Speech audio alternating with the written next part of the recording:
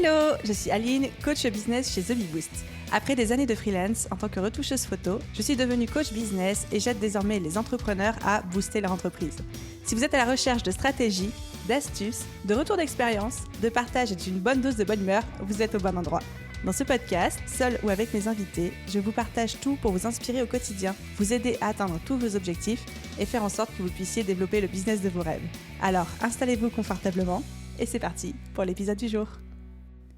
Hello à tous et bienvenue dans l'épisode 163 du podcast Je peux pas, j'ai business. Et aujourd'hui, je traite une problématique, une question qu'on m'a posée un nombre, je ne sais plus combien de fois on m'a posé cette question, mais bref, beaucoup. Donc il était temps que j'y réponde, mais j'attendais d'avoir plein de choses à vous dire pour créer cet épisode de podcast. Le sujet du jour, c'est comment construire l'expérience client de sa formation en ligne.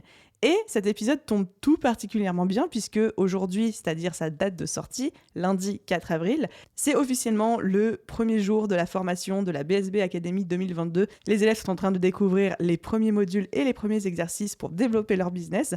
Et forcément, dans le cadre de ce lancement, dans le cadre de cette formation, j'ai fait extrêmement attention à l'expérience client, à la fois pendant le lancement, mais également pendant la formation. Du coup, j'ai plein de nouvelles choses à vous raconter à ce sujet, plein de process, de méthodes, d'erreurs à éviter et de choses qui pour moi sont essentielles à faire et à penser.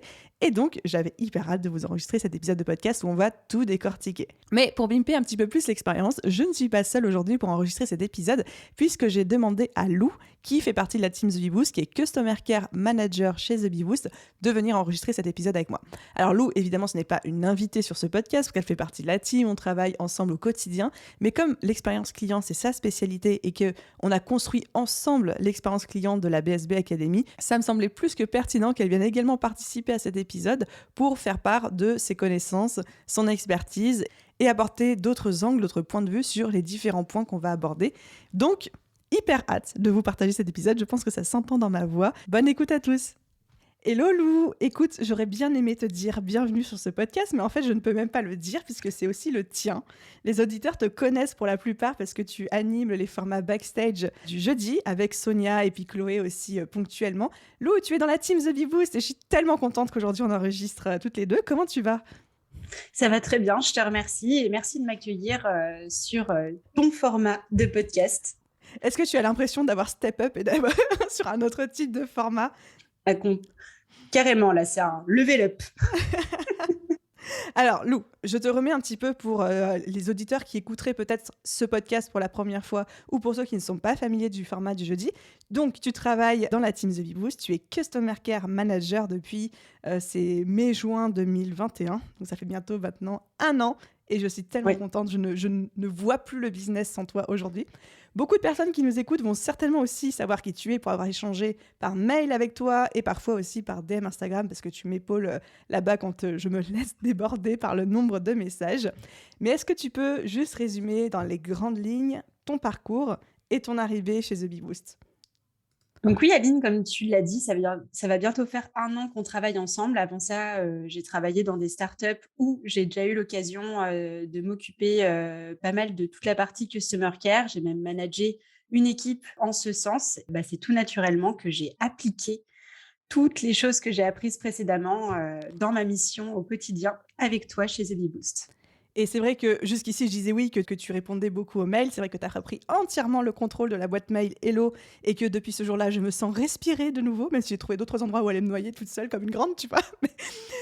Mais tu es vraiment d'une grande aide au quotidien, mais ta mission, ce n'est pas que faire le Customer Care Management, les réponses aux mails, aux commentaires, etc. Tu as aussi tout un rôle stratège au sein de l'entreprise sur l'expérience client et tout particulièrement l'expérience élève de nos formations et encore plus particulièrement, qui est notre sujet du jour, on a construit ensemble, toi et moi, toute l'expérience élève de la BSB Academy et on va parler de tout ça. Est-ce que tu es prête ? Je suis prête. Trop bien. Alors, du coup, pour remettre un petit peu les choses dans leur contexte pour les auditeurs qui ne connaîtraient pas ou peu ce dont on va parler, donc la BSB Academy, c'est notre programme phare chez The Bee Boost. Donc, c'est un programme / formation en ligne, mais en fait, c'est tellement plus qu'une formation en ligne que j'ai du mal à l'appeler comme ça maintenant, mais c'est un programme de formation en ligne sur 3 mois pour les entrepreneurs qui cherchent à développer leur business. Le jour où ce podcast sortira, nous serons le lundi 4 avril 2022. Nous serons officiellement le premier jour du départ de la session 2022 parce qu'on ne lance qu'une fois par an ce programme. C'est très bizarre de se dire qu'on est en train d'enregistrer un podcast qui sortira et le lancement sera déjà terminé et on connaîtra déjà combien de ventes on a fait, combien d'élèves on aura et tout. Enfin, là, je me projette dans le futur. Et du coup, l'expérience client, c'est tellement quelque chose d'important pour toi et pour moi. On se rejoint beaucoup sur ces valeurs qu'on a voulu chouchouter et construire un véritable parcours pour nos élèves sur cette session-là. Et ça rejoint une question qu'on me pose énormément de plus en plus sur Instagram et sur les différents réseaux sociaux, qui est comment est-ce qu'on construit l'expérience client dans une formation en ligne. Donc, je propose donc qu'on reprenne en fait tout bonnement le process qu'on avait fait, toi et moi, quand on avait construit l'expérience client de la BSB. Mais pour commencer, est-ce que, et là je vais te laisser la parole, on peut redire déjà l'importance que nous, chez The Bee Boost, on accorde à l'expérience client et surtout quels sont les différents objectifs d'une expérience client dans une formation en ligne. Pourquoi est-ce que c'est important? Pourquoi est-ce qu'il ne faut pas faire l'impasse dessus, etc. Alors, je dirais même que chez The Bee Boost, on a l'expérience client et l'expérience abonné, dans le sens où on va chouchouter l'ensemble de la communauté, peu importe s'ils sont clients ou s'ils sont abonnés et qui consomment simplement du contenu gratuit. L'idée là derrière, c'est vraiment d'être toujours en mode bienveillance, toujours à essayer de répondre à n'importe quel besoin et d'apporter des solutions à chaque problème et d'être rassurant, de dire tout va bien se passer, de motiver et de booster vraiment chacune des personnes finalement qui viennent nous voir chez The Bee Boost. C'est vrai qu'en termes, je trouve, après, voilà, on n'est pas là que pour se lancer des fleurs, même si c'est notre podcast, donc on fait ce qu'on veut dessus. Mais c'est vrai que je trouve que, en fait, on n'a pas de distinction entre les clients et les abonnés, entre les clients et les non-clients, en termes de qualité de soins qu'on apporte aux réponses, aux messages, à l'expérience qu'on leur fait vivre, etc. Et que je crois que toi et moi, on se rejoint beaucoup là-dessus, c'est que un abonné, déjà, c'est un futur client potentiel, donc il n'y a pas de raison qu'il soit moins bien traité qu'un client actuel. Et puis c'est aussi juste parce qu'on est humaine et qu'on aime les autres êtres humains et qu'on aime cette bienveillance. Et on attache à avoir le même niveau et la même qualité dans tout ce qu'on fait, quel que soit, entre gros guillemets, le statut de la personne en face de nous, quoi. Je pense que c'est toute la force d'ailleurs de The Bee Boost. C'est cette expérience qu'on fait vivre à n'importe qui dès qu'il arrive sur un contenu, que ce soit le podcast, que ce soit le blog, que ce soit Instagram, peu importe. L'idée, c'est toujours apporter une plus-value, apporter ce petit truc en plus, comme tu me l'avais bien expliqué quand je suis arrivée dans ma mission, toujours apporter ce petit truc en plus qui va faire que l'expérience va être pas juste cool, mais waouh! Exactement. Et si on devait citer un exemple précis pour les gens qui disent qu'est-ce que c'est ce petit truc en plus, par exemple, aujourd'hui, quand quelqu'un nous contacte, que ce soit par mail ou par message privé sur Instagram en nous demandant oui, Aline, enfin, je prends cet exemple parce que je l'ai eu il y a même pas une heure avant l'enregistrement de cet épisode. Oui, Aline, je cherche un contenu sur comment utiliser les quiz dans son business. Est-ce que tu as un podcast là-dessus? Je pourrais juste répondre oui, j'ai un épisode de podcast là-dessus, va sur mon blog, tape dans la barre de recherche, tu vas le trouver. Et maintenant, nous, ce qu'on va faire, c'est qu'on va aller prendre le contenu, on va prendre l'URL et on va l'envoyer à la personne. Et donc, on aura peut-être passé 15 secondes de plus de notre côté, mais la personne, on a augmenté la valeur et le petit soin qu'on lui apporte en fait dans le traitement de cette demande. Ce qui me fait rire dans ce que tu viens de dire, c'est que pour moi, ça me paraît presque naturel maintenant de faire ça. C'est-à-dire que pour moi, ça va même encore plus loin que ça, ce petit truc en plus, mais parce que ça, on le fait vraiment naturellement, toi et moi. Mais il y a beaucoup de gens qui ne vont même pas encore jusqu'ici, mais c'était histoire de donner un exemple concret. Bon, on va quand même arrêter de se jeter des fleurs, parce que sinon les gens vont se dire « Ok, je viens de débarquer dans un épisode de podcast où en fait c'est Lou qui jette des fleurs à Aline et Aline qui jette des fleurs à Lou. C'est trop cool, dis donc !» Bon, parlons peu, parlons bien, parlons business. En dehors de se saucer nous-mêmes et en dehors de faire vivre leur meilleure vie à nos abonnés, à nos clients, il y a quand même des objectifs stratégiques derrière le fait de travailler son expérience client, tout particulièrement au sein d'une formation en ligne. Moi, j'en ai relevé 3. Tu vas me dire après si tu en avais d'autres en tête. La première, c'est évidemment la satisfaction client. Un client qui est satisfait, c'est un client qui achète. Un client qui est satisfait, c'est un client qui revient, qui parle en bien de nous à l'extérieur, qui laisse des témoignages. Donc, c'est juste génial pour la réputation du business. Deuxième gros avantage de travailler l'expérience client de sa formation en ligne, c'est de faire en sorte qu'il y ait des résultats chez les élèves. Alors, je vais te laisser développer là-dessus, mais juste un petit chiffre avant qu'on entame cette partie-là. Aujourd'hui, sur les formations en ligne, il y a moins de 10% des élèves qui terminent une formation en ligne de manière générale, sur le marché, qui terminent une formation en ligne et qui ont des résultats. Et c'est tellement peu.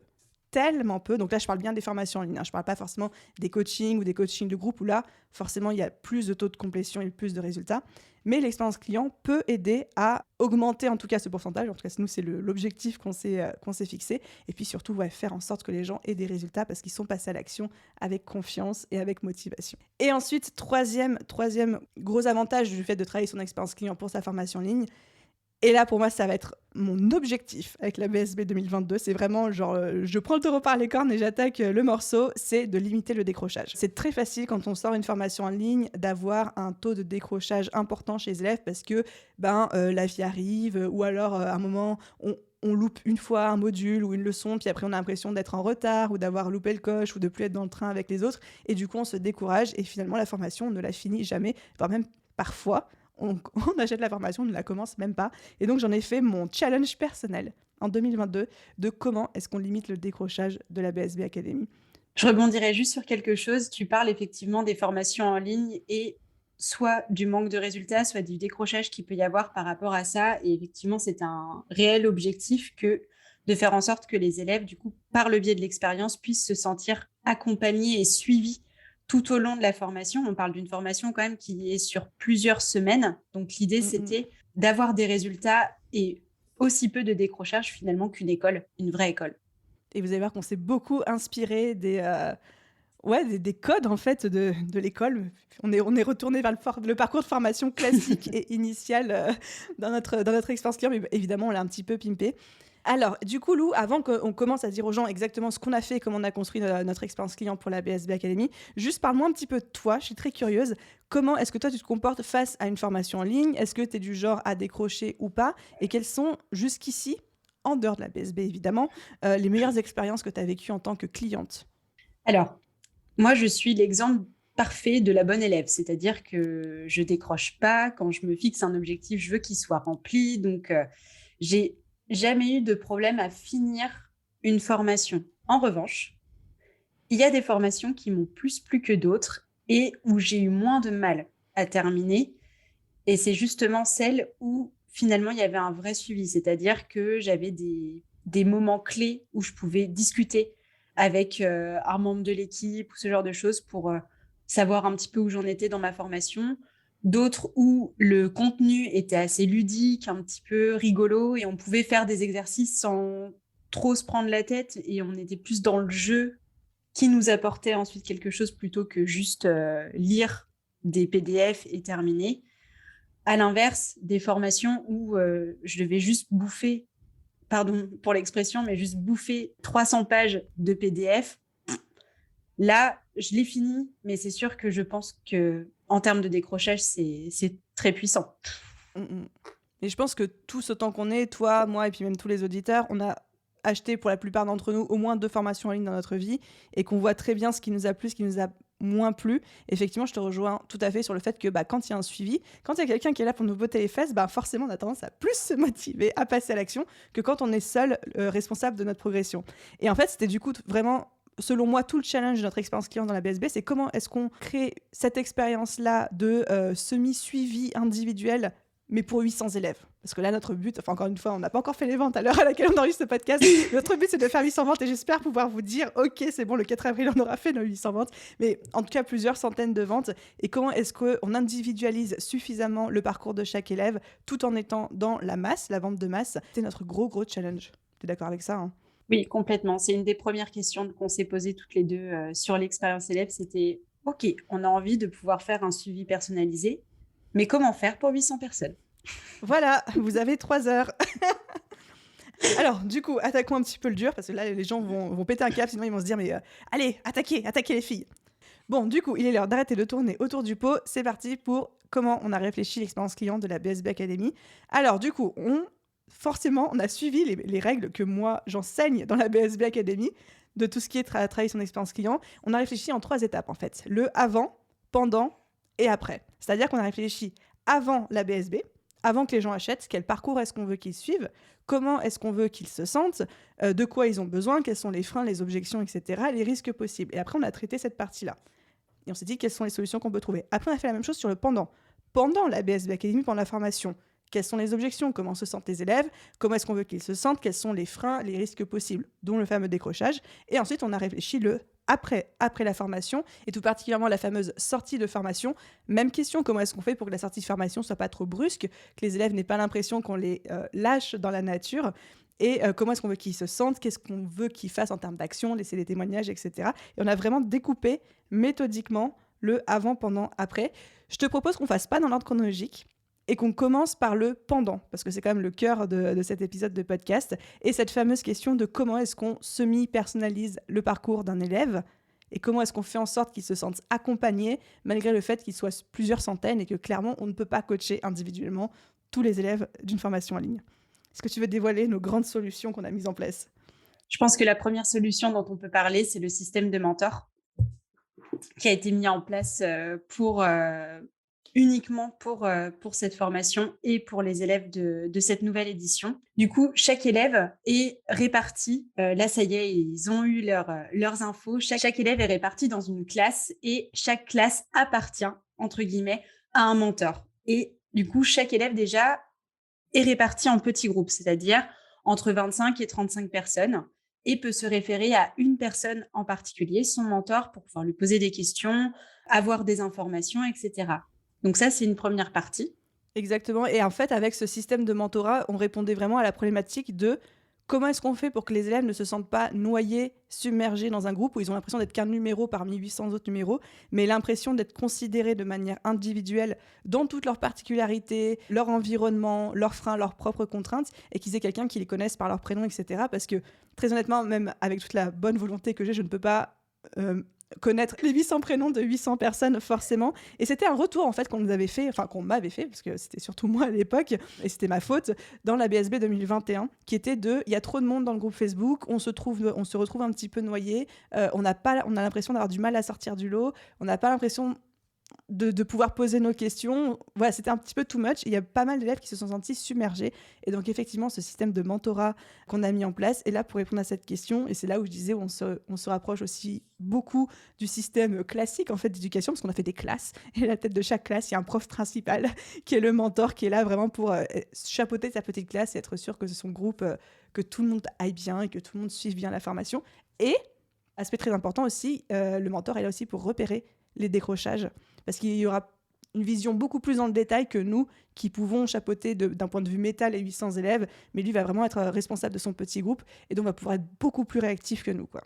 Oui, d'ailleurs, j'enchaîne parce que tu parlais justement de ce groupe Facebook qu'il y avait l'année dernière. Donc, pour cette année, dans une des expériences pendant, on a voulu aussi améliorer ça. Donc, il y aura toujours le système du groupe Facebook, mais on a voulu créer, encore une fois, une vraie école, c'est-à-dire un espace où chaque classe pourra discuter avec sa classe, comme à l'école, dans ouais. Harry Potter finalement. Ouais, Harry Potter. Mais chaque classe pourra discuter avec sa classe, aura des panneaux d'affichage, etc. Et ça, on l'a fait grâce à un Slack où tout le monde pourra se retrouver. Donc, il y a différents canaux pour que chaque besoin puisse avoir sa solution dans le bon canal et que les élèves se sentent moins perdus à travers toute cette masse, à travers tous les messages et les différentes demandes qu'ils peuvent avoir. Exactement. Alors pareil, encore une fois, c'est une grosse phase de test, mais j'ai vraiment bon espoir là-dessus, qui répond à la problématique de il y a trop de messages dans le groupe Facebook, on n'arrive pas à tout suivre et on a l'impression de louper des informations importantes, qui était aussi un feedback qu'on avait eu l'année dernière.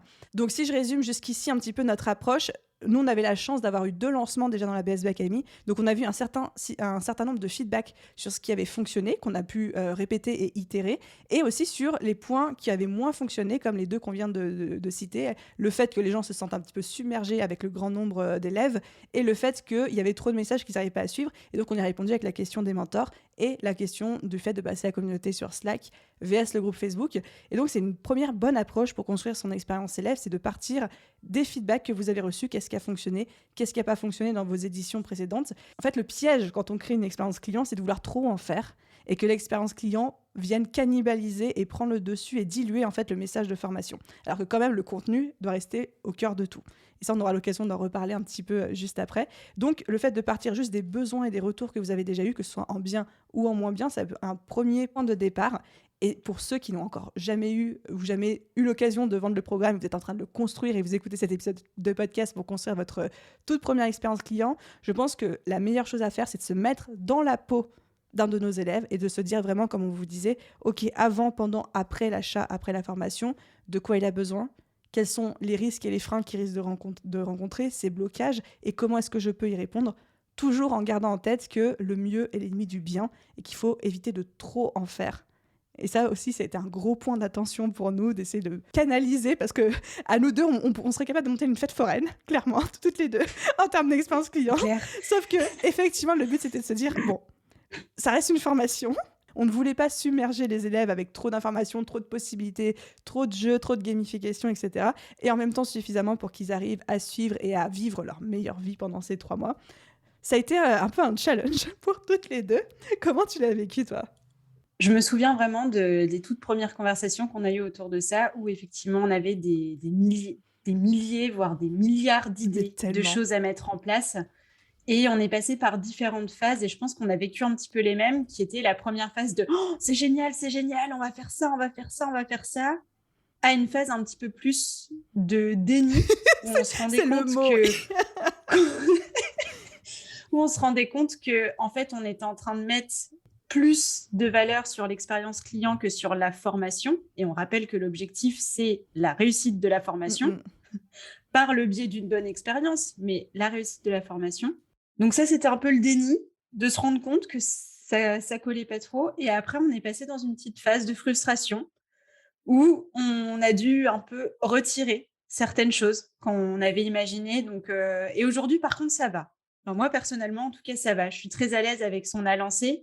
On a parlé de premières choses, mais on n'a pas encore parlé aussi de, finalement, toute l'animation du pendant.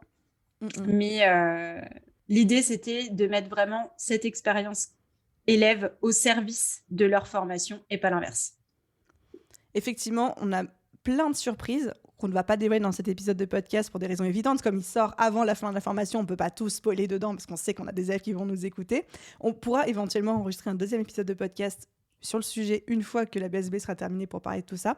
Mais on peut peut-être mettre l'accent, parce que ça, je pense qu'on peut en parler et vraiment rentrer dans le dur et dans le détail sur ce qu'on a mis pour se prémunir contre les décrochages. Parce qu'en fait, il n'y a pas que le système de mentors. Les mentors sont aussi briefés pour repérer les élèves qui vont peut-être pas bien ou qui sont un peu en retard dans la formation, même si je répète qu'il n'y a pas de retard, mais en tout cas qui n'y arrivent pas forcément à suivre.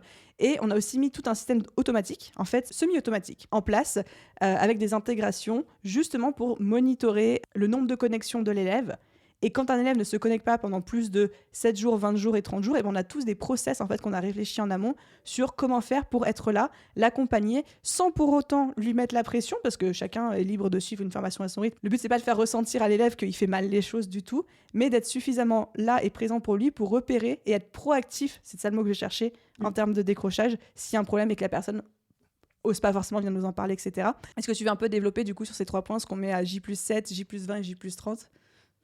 Oui, alors effectivement, comme tu le disais, c'est ce système de monitoring où on va avoir 3 phases. Une phase à plus 7 jours. En fait, c'est tout simplement une notification qui nous a envoyée parce que l'élève ne se sera pas connecté depuis 7 jours sur son espace de formation. Je fais juste une petite parenthèse. Ça se monitore en fait depuis notre plateforme de formation Kajabi. Mais en fait, depuis, je crois, n'importe quelle plateforme de formation, on peut savoir en fait depuis quand l'élève ne s'est pas connecté. Donc voilà, pour les gens qui se poseraient questions techniques, on se base sur les informations que Kajabi nous donne pour dire OK, tel élève ne s'est pas connecté depuis X jours, quoi. Tout à fait. Donc du coup, on a la première phase qui est à 7 jours où clairement, c'est plus une alerte qu'autre chose parce que 7 jours... les élèves ont le droit de partir aussi en vacances. Les élèves ont le droit... 7 jours, ça va vite, ouais. 7 jours, ça va vite. Donc, c'est plus une première alerte, un premier, donc vraiment nous en interne pour se dire « Ah, attention !» Et après, on commence à avoir un process qui est un petit peu plus roulé, c'est-à-dire qu'il y a une autre alerte à 20 jours. Là, 20 jours sans connexion, on n'est plus vraiment sur des vacances ou alors... De très longues vacances, profitez bien, tu vois. Des longues vacances, voilà, profitons-en bien. Où là, on commence à avoir une première alerte rouge. Et le 30 jours qui est là, on est alerte rouge et on passe en plan de récupération activé pour pouvoir tout de suite être au plus proche de l'élève à qui ça pourrait arriver et le rassurer, l'accompagner et voir tout ce qu'on peut mettre en place pour l'aider au mieux dans sa formation. Donc effectivement, à 7 jours, ce qui se passe, c'est qu'ils reçoivent un premier petit mail, qui est un mail donc automatiquement envoyé par Kajabi, qu'on aura paramétré, qui est un mail ultra léger. L'idée, c'est absolument pas de culpabiliser. Encore une fois, une semaine, c'est rien et on en a conscience. Tu vois, tu peux partir en vacances, tu peux avoir autre chose à faire de ta vie. C'est OK, mais juste pour dire en mode coucou, ne nous ghoste pas, on est là, quoi. Et effectivement, ensuite, à 20 jours, on a, nous, une alerte qui s'affiche de notre côté, donc côté back-end. Ça ne notifie pas l'élève, mais nous, on a un petit signal, je sais plus, je crois que c'est une couleur rouge qui s'affiche, un truc comme ça, où ça, en tout cas, ça nous dit, attention, là, il y a un truc qui est en train de se passer. Pour l'instant, on ne dit rien. Par contre, à 30 jours, si l'élève ne s'est toujours pas connecté, effectivement, là, toi, Lou, tu reçois une notification. Donc là, on a fait une petite intégration technique. On a eu un super technicien qui est venu nous aider. Tu reçois une notification directement dans ton Slack qui te dit tel élève ne s'est pas connecté depuis plus de 30 jours. Et là, toi, manuellement, en fait, tu vas aller t'intéresser à l'élève. Tu vas lui envoyer un petit mail pour essayer de savoir ce qui se passe, si tout va bien. Et encore une fois, ça peut être totalement OK que la personne ne soit pas connectée pendant 30 jours. Mais la volonté de notre part, c'est vraiment d'être dans cette démarche proactive, d'avoir un élève qui potentiellement pourrait être en décrochage et n'oserait pas venir nous en parler, ou ça ne lui viendrait peut-être même pas à l'esprit de venir nous en parler. Et on peut aussi, encore une fois, anticiper sur quelque chose qui ne va pas, en fait. Oui, non, mais carrément. Et ça va d'ailleurs dans notre optique dont on parlait à la base, d'avoir toujours cette bienveillance envers la communauté, quelle qu'elle soit. Donc là, on parle des élèves, mais l'idée vraiment, c'est pareil, là, le mail, en tout cas manuel, ce ne sera pas pour gronder de ne pas avoir suivi correctement ses cours, mais plutôt pour s'assurer que tout va bien. Est-ce que c'est normal? Et si ce n'est pas normal, dans ce cas, comment, encore une fois, toute l'équipe The Bee Boost peut venir en aide pour se remettre sur les bons rails ou pour reprendre la formation sereinement. Et si la personne nous dit oui, c'est normal parce que j'ai eu une grosse mission, je suis débordée de travail et je pourrais reprendre la formation que cet été, bah là on se réjouit, on fait péter le champagne tous ensemble et on se met, nous, une note de notre côté dans notre CRM en mode ne pas embêter cet élève, c'est normal qu'il soit absent et on ne lui envoie plus de notification automatique ni rien. Donc l'idée c'est vraiment, on avait fait un mix mais sur toute la BSB en fait. On a fait ce mix entre moitié automatisation et moitié personnalisation / manuel, toujours dans cette optique de 1, bah forcément, on est obligé d'automatiser un petit peu pour 800 élèves, tout en réussissant quand même à s'intéresser individuellement à tous les cas qui nécessitent une attention particulière de notre part. Donc franchement, tu as été d'une très grande aide sur la mise en place de cette expérience client. C'était vraiment un vrai bonheur de faire ça avec toi. Et j'ai la sensation qu'on a un système pas trop mal. Alors, je ne veux pas vendre la peau de l'ours avant de la tuer parce qu'on est encore au tout début du programme. On va faire le bilan dans 3 mois, je pense. Mais je pense qu'il y a moyen d'avoir un bon truc là. Oui, on est sur des bonnes bases. Après, de toute manière, comme toute expérience, il faut itérer dessus. C'est-à-dire que dès lors qu'on a des feedbacks ou des choses qu'on a envie de modifier, on les modifiera si on se rend compte qu'il y a des systèmes. Parce que là, effectivement, on lance le programme. Donc, on va vite voir si tout ça fonctionne, tout ce qu'on a imaginé fonctionne. Et si on ressent des couacs, il faudra modifier. Donc, l'idée, c'est d'avoir cette bonne base et ensuite, on avancera au fur et à mesure pour améliorer et aller encore plus loin à chaque fois. Exactement. Avant du coup de récapituler un petit peu tout ce qu'on a dit, parce que j'ai la sensation quand même qu'on est parti dans plein de directions différentes, un dernier petit exemple, parce que j'aime bien rentrer aussi dans le concret de ce qu'on a mis en place en termes d'expérience client. On a pas mal parlé de comment prémunir les décrochages, de faire en sorte que chacun se sente considéré dans son individualité malgré le grand nombre d'élèves. Et on a aussi pas mal gamifié la BSB Academy. Je ne révèle pas tout parce qu'il y a des nouveautés cette année, je veux vraiment garder la surprise, mais une chose qu'on a mis en place qui était déjà présente en 2021, c'est le système de challenge. Donc là, je pense qu'on peut un petit peu rentrer dans le détail parce que c'est pas une surprise pour les élèves, ils l'ont déjà eu en 2021. Avant que Lou arrive dans notre super équipe, on s'était intéressé avec Sonia à comment faire en sorte que les élèves se dépassent pendant la formation et aient vraiment envie de passer à l'action. Et en fait, en plus des exercices qu'ils avaient à faire pour chaque module, de leur avancée classique, on avait mis en place un système de challenge. Et en fait, ils avaient un énorme challenge par mois à relever.